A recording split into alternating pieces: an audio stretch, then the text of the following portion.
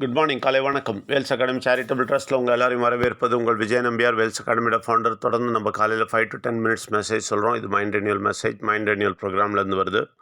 Mind renewal program 20 வருஷம் research இருந்தும் 25 வருஷம் எக்ஸ்பீரியன்ஸ் இருந்து வருது. இதை தொடர்ந்து கேளுங்கள். நிச்சயமாக வெற்றி வாழ்க்கை உங்களை காத்து கொண்டிருக்கிறது.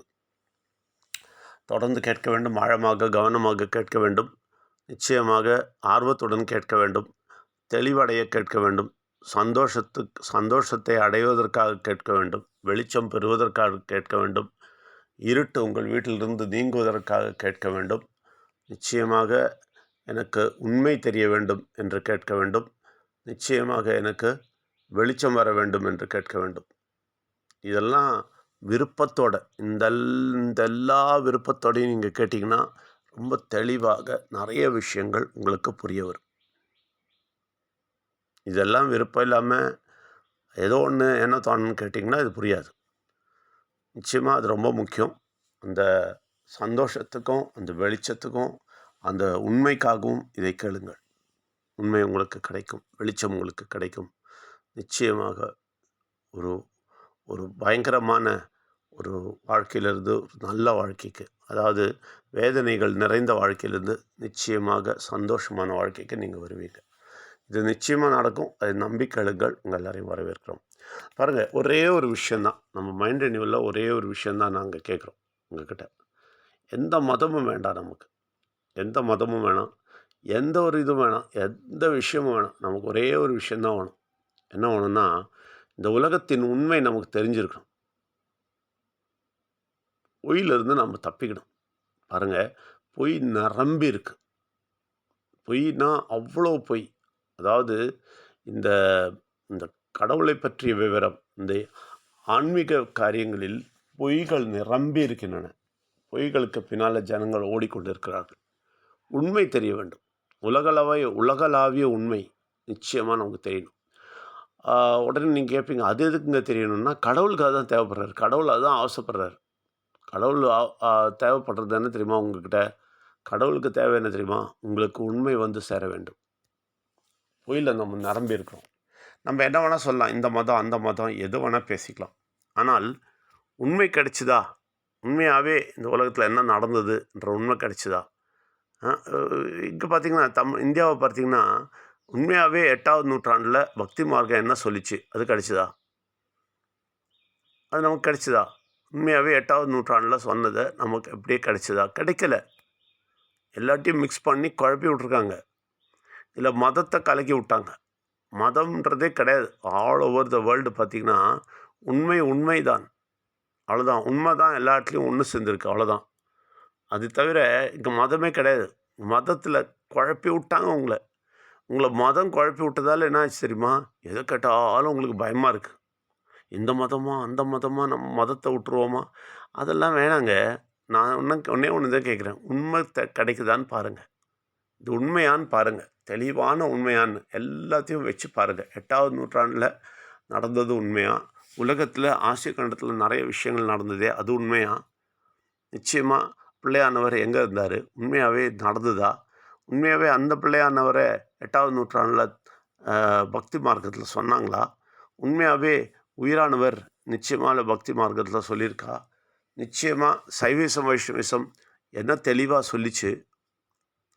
இதெல்லாம் தெரிஞ்சதுனாலே நீங்கள் நினைக்கலாம் இதெல்லாம் எதுக்குங்க தெரியணும் அப்படின்னா, இதெல்லாம் தெரிஞ்சாலே உங்கள் வாழ்க்கையில் நன்மை வந்துடும். ஏன் அப்படின்னா, எப்படி வரும் அப்படின்னா, நிச்சயமாக ஒரு பயங்கரமான உண்மை உங்களுக்குள்ள, எனக்கு நடந்தது அதுதான். பயங்கரமான உண்மை உங்களுக்குள்ளே வேலை செய்ய தொடங்கிடும். ரொம்ப ரொம்ப சந்தோஷமாக இருப்போம். நம்ம வெறும் பொய்யை வச்சு ட்ராமா வச்சு போய்ட்டுருக்குறோங்க. உண்மையாகவே சொல்கிறேன். நிறைய பொய்களை வச்சுட்டு, பொய் கதைகளை வச்சுக்கிட்டு, ரொம்ப பொய் கதைகள்னாலே அங்கே கடவுள் இருக்கவே மாட்டார். பொய் கதைகளை வச்சுருக்கிறோம். உண்மையாக நடந்த விஷயங்கள் நம்ம கையில் இல்லை. பொய் கதைகளை வச்சுருக்கோம். ஒன்றாவது. அது இல்லாமல் இருட்டு கவ்விட்டுருக்கு நம்ம வீட்டிலலாம். இருட்டு அப்படியே கவ்விட்டுருக்கு. அதனால தான் வேதனை, பிரச்சனை, வியாதி, பணம், டென்ஷன், கடன், அப்படியே கடத்தில் மூழ்கிட்டு இருக்கிறது, எல்லாமே ஒரு இருட்டு வீட்டில் இருக்கிறதால தான். அந்த இருட்டில் வீட்டிலேருந்து அந்த இருட்டு போயிட்டு வெளிச்சம் எப்படி வரும்? இந்த உண்மை உள்ள உங்கள் வீட்டுக்குள்ளே நுழையும் போது உங்களுக்கு வெளிச்சம் வரும். இதெல்லாம் வேணாங்க, நாங்கள் எங்கள் ஃபார்மாலிட்டியிலே இருப்போங்க. யாரும் உங்களை காப்பாற்ற முடியாது. அவ்வளோதான் சொல்ல முடியும். உங்களை யாருமே காப்பாற்ற முடியாது. நாங்கள் நினச்சது, நாங்கள் பிடிச்சது தாங்க. நாங்கள் பிடிச்ச முயலுக்கு 3 கால், அவ்வளோதான். எங்களுக்கு அவ்வளோதான் தெரியும் அப்படின்னா நாங்கள் காப்பாற்றவே முடியாது. நீங்கள் உண்மையை, நிச்சயமாக உண்மையை தெரிந்து கொள்ள ஆர்வமாக இருங்கள். உண்மை உங்கள் வீட்டுக்குள்ளே நுழையும் போது வெளிச்சம் வந்துடும். நிச்சயமாக வெளிச்சம் வந்துடும்.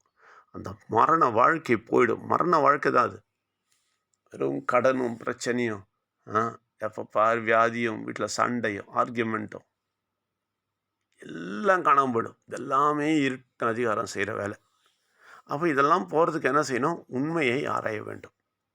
உண்மையை தெரிந்து கொள்ள வேண்டும். அப்போ பிள்ளையானவர், கடவுளானவர், பிள்ளையானவர், உயிரானவர் நம்ம ரொம்ப ரொம்ப ரொம்ப ரொம்ப தெளிவாக சொல்லி கொடுத்துட்ருக்கோம். ரொம்ப தெளிவாக சொல்லி கொடுத்துருக்கோம். எந்த மதமும் கிடையாதுங்க. உண்மையாகவே எந்த மதமும் கிடையாது. எல்லா உலகத்தில் இருக்கிற எல்லா விஷயங்களையும் எடுத்துருக்குறோம். நாங்கள் எல்லாமே படிச்சிருக்கோம். வேதம், புராணம், உபநிஷதம், பைபிள், குரான் எல்லாத்துலேயும் எல்லாமே பொதுவாக மக்களுக்காக தான் இல்லையா? அதில் என்ன உண்மை இருக்க எடுத்துருக்கோம். அதில் என்ன பொய்யை சொல்லிட்டாங்க அதையும் எடுத்து தூக்கி போட்டோம். நாங்கள் எந்த ஒரே ஒரு புஸ்தகம் எடுத்துகிட்டு இதுதான் கரெக்டுன்னு சொல்கிறது இல்லை. நாங்கள் தமிழ் இலக்கியமும் பார்ப்போம், நிச்சயமாக சைவம் வைணவம் பார்ப்போம், நிச்சயமாக பைபிளில் என்ன எழுதிருக்குன்னு பார்த்துருக்குறோம், நிச்சயமாக அங்கே என்னெல்லாம் நடந்தது எல்லாமே அனலைஸ் பண்ணிட்டோம். அதே மாதிரி குரான் அப்படியே காப்பி பண்ணி அப்படியே சொல்லியிருக்கிறான்னு கண்டுபிடிச்சிட்டோம். எல்லாமே தெளிஞ்சு தெளிவாக உண்மையை, பச்சை உண்மையை சொல்கிறோம். பச்சை உண்மையை. நீங்கள் பச்சை பொய் வச்சுருக்கீங்க, அதுலேருந்து தப்பிச்சு பச்சை உண்மைக்கு வாங்கன்றோம். அதே மாதிரி பயங்கரமான இருட்டில் இருக்கீங்க, வெளிச்சத்துக்கு வாங்கன்றோம். மரணமான ஒரு வாழ்க்கை வாழ்ந்துட்டுருக்கிறீங்க, அதுலேருந்து கடன் பாருங்கள், கடன் 1 பைசா கடன் இருந்தால் கூட மரண வாழ்க்கை தான். நான் சொல்கிறேன், இந்த கடன்லேருந்து முதல்ல வெளியே வாங்க.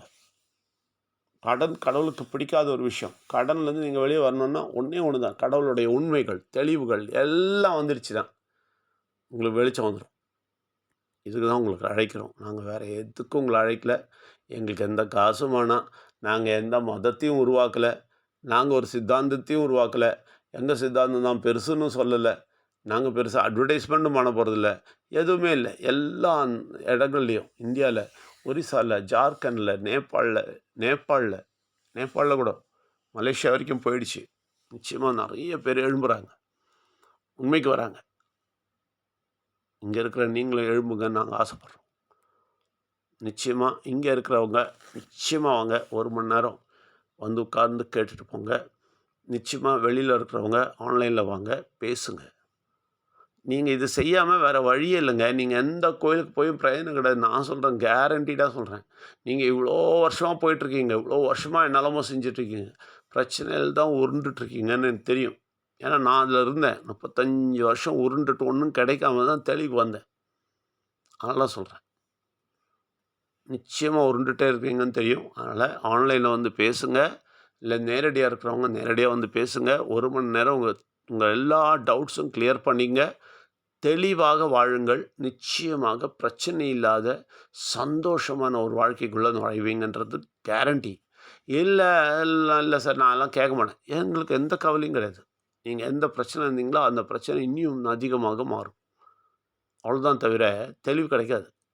நமக்கு நிம்மதியாக வாழணுங்க. முதல்ல நம்ம ஜென்ரேஷனை நிம்மதியாக கொண்டு வரணும். நம்ம பிள்ளைங்களெல்லாம் நிம்மதியாக கொண்டு போய் அடுத்த ஜென்ரேஷன் நிம்மதி கொண்டு போகணும். நமக்கு அதுதான் முக்கியம். அது செய்யாமல் நமக்கு வழியே கிடையாது. அதனால் தயவுசெய்து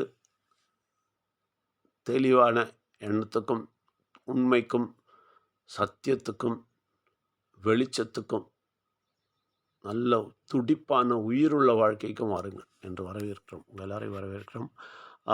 இந்த வர்றதுக்கான டேட்டு, டைமை எல்லோரும் நிறைய பேர் ஃபிக்ஸ் பண்ணிட்டீங்க. Thank you very much. இதுவரை செய்யாதவங்க, எப்பவும் வர்றவங்க கூட தயவுசெய்து திருப்பி ஒரு தடவை சொல்லிவிடுங்க. ஏன்னா நீங்கள் வருவீங்களா இல்லையான்னு, இந்த வாரம் வரீங்களா இல்லையான்னு தெரியணும். வரலனாலும் வரலன்னு சொல்லுங்கள். டைம் ஃபிக்ஸ் பண்ணுங்கள். ஏன்னா நம்ம அதுக்கேற்ற மாதிரி அரேஞ்ச் பண்ணணும். அதுதான். நீங்கள் எப்பவும் வர்றவங்க வரலன்னா நாங்கள் வேறு ஒருத்தருக்கு டைம் கொடுப்போம். அதனால தான் கொஞ்சம் டைம் சொல்லிவிடுங்க. அதை ஃபிக்ஸ் பண்ணிவிடுங்க இந்த வாரத்துக்கு. நன்றி, வணக்கம்.